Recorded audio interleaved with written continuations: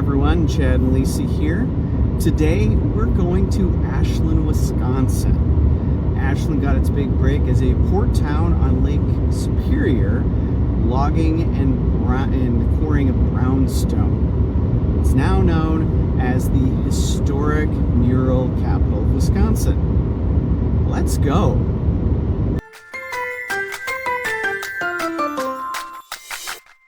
We met up with Maribeth Monroe, a local mural guide and lifelong Ashland resident, to tell the stories behind the town's iconic art. In 1998, we had our first historic mural. A group got together and said, we have a lot of history in this town, let's do murals. There were two artists there at the beginning, Sue Prentice Martinson and Kelly Meredith. And then the background of the women's mural is a quilt. And if you look at that quilt comes from the museum, from the Dodd family. They're our ancestors from way, way, way back when. And what Sue said, she said, I look at a quilt, and what is a quilt? It's a lot of pieces of material put together to make one and make beautiful. And what are all these women? They're all put together on this mural because they're one. They made our community beautiful. In 2005, they invited some legislators to come here to Ashland to see the murals. And at that time, we didn't have many. This is back in 2005, and they started in 1998. And they said, well, we want to be known as the historic mural capital of the entire state of Wisconsin. So they took it back to Madison, went on the floor of legislation, and it passed unanimously. And nobody can ever take that title from us. And we wear it proudly on our sleeve because we are the historic mural capital of Wisconsin. And then my favorite person, and there's other founders that are on that one, is Chief Buffalo. Chief Buffalo, we have two Native American communities. We have one over by Red Cliff, by Bayfield, and then we have Bad River. Both of them are relatively close. They're Ojibwe. And they're wonderful neighbors. Both of them are we're so lucky to have them as our neighbors both. Then Johnny Simmons, you'll see him when you go down there for a picture. He's got the white shirt. He's kind of right in the center. Johnny Simmons and all of his family lived here, and Johnny was ready to retire. He was going to retire from sailing. A lot of them joined this when they were 18. Probably they were 17 and they were 18, who knows. But Johnny Simmons said, I'm ready to retire. My wife, my children, grandchildren, everybody is in Ashland, so he was ready. And his good buddy called him up and he said, Johnny, we've never sailed together, ever. He said, I think it's time. Come on my boat for your last sail, the last run. And Johnny said, yeah, I can do that. And after that one, I'm done. Well, it happened to be the Edmund Fitzgerald. Oh no. And so he went down with the boat. When the Veterans one happened, when they were painting on one of the murals, and somebody stopped and said, do you have a Veterans mural? We should have one. And they went, yeah, we should. We met up with Ed Monroe, a former mayor. He now shares Ashland's stories through the Historical Society and his own legacy. Cleared out as kind of a gateway to the Pearson Plaza, as it were. Now, Howie Pearson here is this nice guy who was on the county board and the city council for years and years, and there was like a little park down here that had his name on it. These 6th Avenue over here used to go all the way through, and just on the other side of that was, the Pearson Plaza. So we decided that the best way to go through, because they were redoing Highway 2 at the time.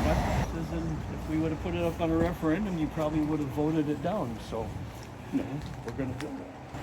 Oh, sure. And now all these little critters, this was, they built just a tunnel, but then the local artists and whatnot came here and put it together as far as all of the mosaics.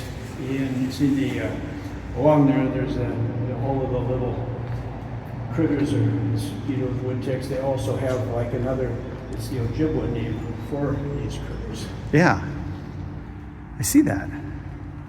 Knock on wood, we got some lightweight vandalism, but not anything too extreme. So yeah, I'm real happy about that. Now we got this kind of like right from Main Street. Now you've got this little bit of a beach down here, and which is really kind of one of the best kept little secrets here in town. But it's, like you say, it's just a 2-minute walk from Main Street here, and you're right on the lake. You didn't have to cross any traffic, take your life in your hands or anything like that. Indeed. Then go down this way. This trail will take you all the way to the east.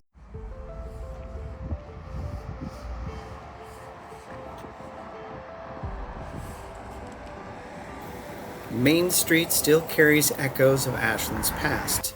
Historic banks, preserved brownstone buildings, and even an old night drop deposit box that I had to take a picture of.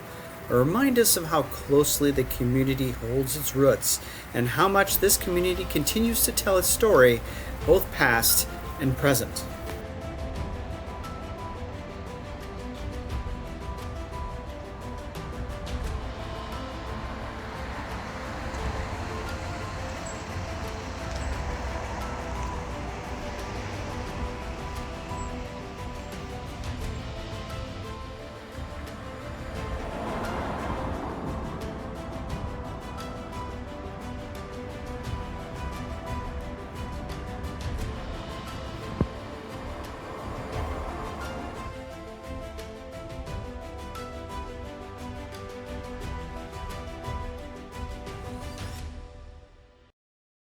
Just outside of town, the Northern Great Lakes Visitors Center offers a blast of regional history, sometimes literally.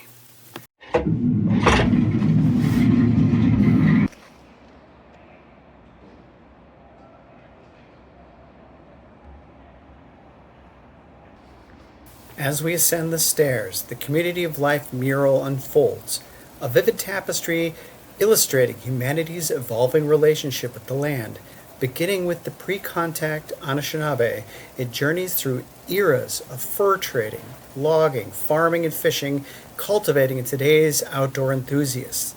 This artwork not only showcases our past, but also prompts reflection on our role in shaping the future of this region.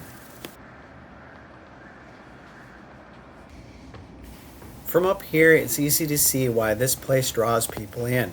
Water, woods, and sky. What shaped Ashland's history is still shaping the view today.